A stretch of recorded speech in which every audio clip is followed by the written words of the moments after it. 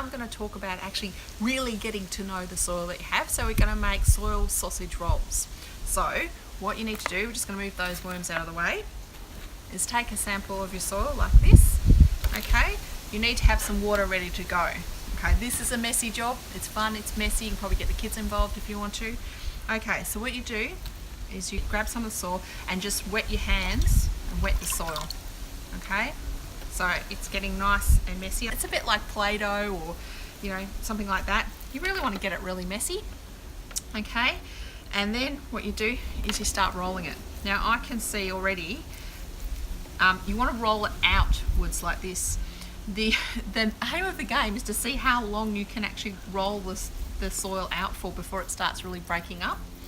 Okay, so a really clay soil, I should be able to make a really long sausage roll, and anything that's a bit smaller will start to break up. But I'm suspecting that this is quite a clay soil. So already it's starting to crumble up a bit, breaking up at the edges, but mostly it's keeping together. Okay, because it's mostly keeping together, that means it's very clay. There's very tight little aggregate soil pieces in there. I can mold it quite easily as well. I can move it around. So that means I need to add more compost to this to break it up, because your ideal soil is going to be sort of more like this, crumbly, little bits in it, places for the roots to grow. If it's too much like this, then it becomes very hard in summer and dries out and your roots can't actually penetrate.